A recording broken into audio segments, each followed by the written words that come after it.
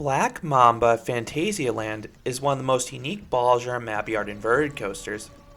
This coaster features a solid layout on its own, but what makes it stand out is the impressive landscaping and theming. Black Mamba is part of the immersive Africa section of Phantasialand, and the coaster winds its way through a hotel, around rockwork, and through several tunnels. But does this theming make it a top tier invert? Find out in this review of Black Mamba. In the mid-2000s, Phantasialand wanted a signature new thrill coaster. But there were two obstacles. One, land.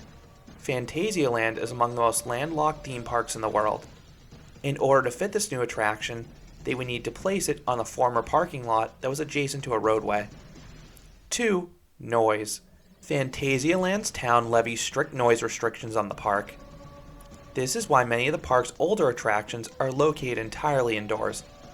But for a highly themed thrill coaster, Phantasialand realized it was economically unviable to build such a ride indoors with their budget, so they looked at alternatives. And they had the perfect case study. Alton Towers in the United Kingdom may have more land than Phantasialand, but they have a super strict height restriction they need to follow. They cannot build above the tree line. So when they wanted to add a B&M invert in the early 1990s, they dug downwards. Nemesis stands just 43 feet or 13 meters tall, but it features an intense, action-packed layout. The coaster hugs the ground and dives into countless trenches. What originally was a limitation is now arguably the ride's biggest strength. These trenches enhance the ride's sense of speed, and Phantasialand looked to do something similar at their own park. Black Mamba would stand 85 feet or 26 meters tall, but the coaster was cleverly designed to minimize noise. The track was filled with sand so you wouldn't hear the signature B&M roar, and it was a similar noise mitigation technique to what other parks have done. Roughly 2/3 of the layout would take place at or under ground level, and then sound barriers were erected on the outskirts of the attraction. But in typical Phantasialand fashion, these were turned into thematic elements. The park constructed the luxurious Hotel Matamba around the coaster's lift hill and vertical loop, and then the Junior Immelman wraps around some rockwork. The ride opened in 2006, and guests could not believe they were standing on a former parking lot. The Deep in Africa section was incredibly immersive, with the traditional African village and lush landscaping. You feel like you've been teleported to a different continent. But in reality, you're just mere feet from the roadway. It really is mind-blowing to see how close Black Mamba gets to the road, because you have no idea while you're in the park. That's how good the theming is. Based on the positive reception of this ride, Phantasialand later would go on to add 2 more thrill coasters using similar building techniques to Black Mamba. Taron and Klugheim opened in 2016, surrounded by elaborate rockwork.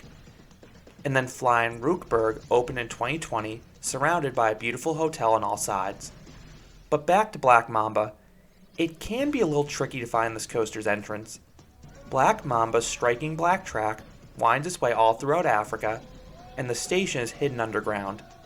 Plus, it's easy to be distracted by all the land's theming. And that theming continues in the ride's queue line. You have this narrow pathway through a jungle that sort of feels like a walk-through attraction between the close quarters, natural beauty, and tunnels. Black Mamba typically has a shorter wait than the park's other 2 newer thrill coasters. During peak summer days, Black Mamba typically has a 20 to 30 minute wait. This coaster runs 2 trains, each seating 32 riders, and the crew dispatches trains at a relatively steady rate to keep that line moving. If you want the front row, there is a dedicated queue line once you reach the station, and you may have to wait several more trains. While the front has that unobstructed view of the ride's theming, my favorite seat by far is actually the back. I do recommend trying the front at least once for the views, but again, the back is where you want to go if you want forces. I actually found Black Mamba underwhelming in the force department up front, but it delivered some nice forces in the back. Black Mamba station is super dark, and once dispatched, tribal beats intensify. You slither out of the station and ascend the lift hill. This lift rises out of the ground and then pierces through Hotel Matamba. The visuals on ride are stunning. This tunnel is lined with eerie bones, and when you emerge into the daylight, It feels like you've been transported into one of those over-themed Planet Coaster recreations that couldn't possibly exist with the hotel and additional theming, but it's very real here. Once you reach the top, you navigate a short pre-drop and then twist to the right down an 89-foot or 27-meter tall drop. In the back, this drop will offer some great whip. That leads into the first inversion, a 66-foot or 20-meter tall vertical loop. This loop is pretty forceful in the back, especially because the car is abruptly pulled through the second half of the element. I frequently get a little bit of graying on the subsequent pullout. Black Mamba then rips through a shockingly small 0G roll. The element is super floaty regardless of where you're sitting, but if you're in the back, you'll be whipped downwards into a trench afterwards. This is followed by my favorite visual on the ride. You navigate a Junior Immelmann that wraps around some beautiful rockwork and over a waterfall. The near misses are absolutely world class, but the element itself isn't too forceful.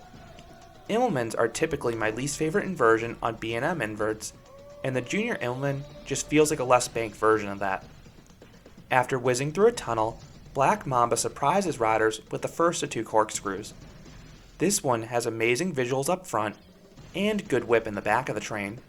Since you cannot see this element coming, it's quite disorienting to rapidly flip 360 degrees. You then navigate an OK turnaround above the first drop, dive back underground, and hurtle through the second corkscrew. This one is a little slower and less snappy than the first, but it still offers some decent whip towards the back of the train. Now most B&M inverts finish with a corkscrew and maybe one additional turn. However, Black Mamba still has a lot of ride left. The final corkscrew finishes on the backside of the attraction, so you need to snake your way all the way back to the station. You fly around a decently forceful turn that grazes against the rocks before diving below the pathway. Black Mamba then navigates a 270-degree upwards helix that offers good sustained positive Gs throughout the entire train. You then dive through a building and navigate a 360-degree downwards helix. This one doesn't have much power up front, but those in the back get some good Gs as they're pulled through the element. You then have one more forceful turn that goes underground, and then the ride hits the brakes. And I hope you aren't afraid of the dark, because this brake run is creepily dark. It's pitch black in a windowless room, and there's a doorway blocking the light from the station. The sensory deprivation after the twisting layout will have your head spinning. Once the train ahead of you is ready to go, the doors open and you return to the station, ending the 2,519-foot or 768-meter long coaster. Even after a decade and a half of operation, Black Mamba is still glossy smooth. I could ride this attraction all day. In fact, the first time I rode Black Mamba, it was during an ERT session, and I rode it for an hour straight without getting off. In terms of pacing, Black Mamba is pretty good. The abundance of theming and constant near misses augment the coaster's sense of speed, and most elements deliver if you're in the back. The only 2 that were subpar in the force department were the Junior Immelmann and Turnaround. So what would I rate Black Mamba? I would give this exciting B&M invert an 8.5 out of 10. The elite theming and interactions are what makes this coaster special. Very few thrill coasters offer a themed experience like this. While Black Mamba may not have the same force of the older inverts up front, my back row rides were very satisfying from a force perspective. Most inversions were snappy there, and then most turns and helixes piled on the positive Gs. Black Mamba is in the upper half of the B&M inverts, and really is a neat ride that should be on every coaster enthusiast bucket list. So those are my thoughts on Black Mamba, the African-themed Bolliger and Mabilliard inverted coaster at Phantasialand. What are your thoughts on this coaster? Do you think it's one of the best inverts out there? I would love to hear your thoughts about this ride down in the comments. If you enjoyed this review, I'd appreciate it if you gave this video a like, and you considered subscribing, because there'll be a lot more roller coaster and music park videos here at Canobie Coaster. Thanks for watching.